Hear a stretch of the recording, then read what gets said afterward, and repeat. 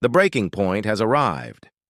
As of midnight in Washington and early morning in Delhi, nearly every Indian good imported into the United States now faces a 50% tariff. The Trump administration's sweeping policy move was intended to showcase strength, but what followed was a chain reaction no one predicted. A silent retaliation from New Delhi, carefully calculated and quietly devastating, has stunned not only Washington, but also the wider world. And the first shockwave didn't hit where analysts expected. It hit the pharmacy aisle. Millions of Americans now face an impossible choice between their prescriptions and their rent. Shelves are empty, refill slips are stamped with drug unavailable, and pharmacists across the country are sounding alarms. What was once a story about trade wars and tariffs has turned into a healthcare crisis. The core issue isn't GDP or growth figures. It's survival. The timeline of this crisis is crucial to understand. In August 2025, the Trump administration unveiled one of its most aggressive trade policies to date. A blanket 50% tariff slapped on Indian imports, including pharmaceuticals and electronics. The official justification cited national security concerns tied to India's ongoing oil trade with Russia. On paper, this was framed as a tough stance. In practice, one single line hidden in the tariff list lit the fuse: pharmaceutical ingredients. India's response was not public confrontation. There were no fiery speeches or sanctions announced at press conferences. Instead, New Delhi turned to silence. Production tightened, shipments slowed, supply routes were discreetly redirected toward Africa, Latin America, and Europe. It wasn't a ban, but it didn't need to be. India holds a simple fact in its hands. More than 40% of the generic drugs consumed in the United States come from Indian manufacturers. That number is not an economic statistic. It's the foundation of affordable medicine in America. These are not exotic treatments. They are the basics: antibiotics, insulin, blood pressure medication, cancer pills. For decades, India has made them cheaper, often up to 70% less than American producers. When that 40% shrinks, the math breaks. At first, signs of disruption were easy to dismiss. A delayed refill here, a missing shipment there. But within weeks, the cracks widened. Patients began splitting doses. Pharmacies rationed supplies. Doctors issued alternative prescriptions that weren't always available either. A quiet wave became a national emergency. And now, in cities like Chicago, Dallas, and Miami, essential medications are transforming into luxury goods. The personal stories capture the severity. In Texas, a 76-year-old retiree saw his heart medication skyrocket from $28 to $91 in 1 month.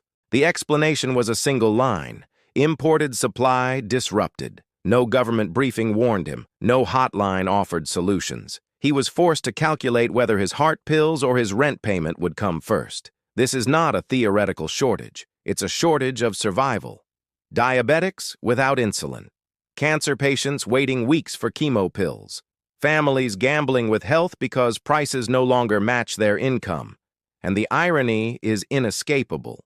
The people most affected never voted on tariffs, never sat in trade talks, and never asked to be caught in the crossfire of global economic strategy.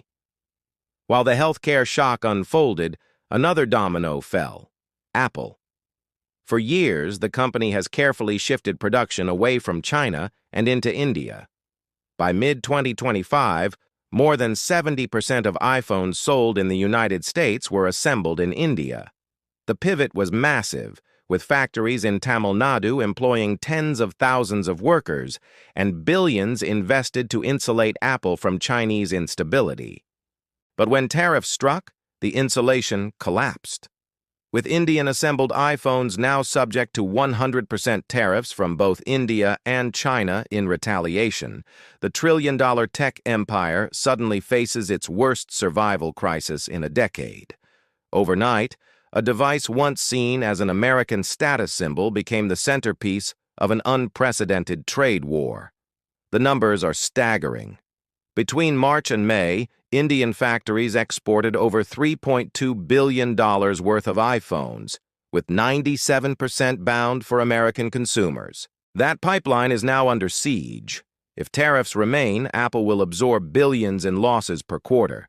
If it passes costs to consumers, flagship phones risk pricing out millions of buyers. For a brand built on consistency, hype, and carefully timed launches, delays and price shocks represent existential risk. Washington's official response has been urgency cloaked in secrecy. Emergency meetings between the White House, the FDA, and the National Security Council have explored dipping into national medical stockpiles, fast-tracking domestic drug production, and rerouting imports through third-party countries. Yet even optimistic estimates suggest 6 to 12 months before stability can return to pharmacy shelves. For Apple, the company has already announced a $100 billion pivot toward U.S.-based production. But that investment will take years, not weeks, to reshape its supply chain. Meanwhile, New Delhi is redrawing its map. Quietly, strategically, India is deepening talks with its BRICS partners, Brazil, Russia, China, and South Africa, to form what analysts are calling an unofficial medicine belt, a coalition prioritizing drug distribution across Africa, Latin America, and Eastern Europe, deliberately leaving the U.S. on the sidelines. It's not retaliation in the traditional sense. It's redirection, a silent restructuring of global trade that positions India as a self-determined power rather than a junior partner. The symbolism matters. For decades, Washington encouraged India to become the world's pharmacy, a role that kept American healthcare costs manageable. That very strategy is now leveraged elsewhere. And as New Delhi strengthens ties with Beijing, the story is no longer about tariffs. It's about identity. The public response reflects the stakes. In India, protests have erupted in Punjab, where effigies of President Trump have been burned and tariffs denounced as an insult to national pride. In the U.S., ordinary citizens line up at pharmacies only to be told the medication they depend on is gone or triple the price. Insurance providers warn that formularies are collapsing as once affordable generics vanish.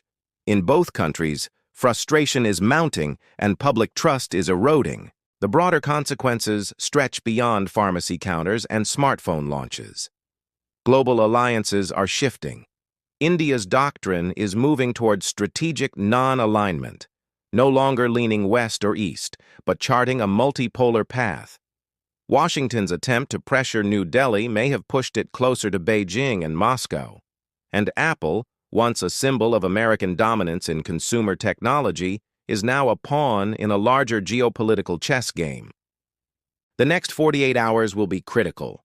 Washington must decide whether to escalate tariffs further or begin back-channel negotiations.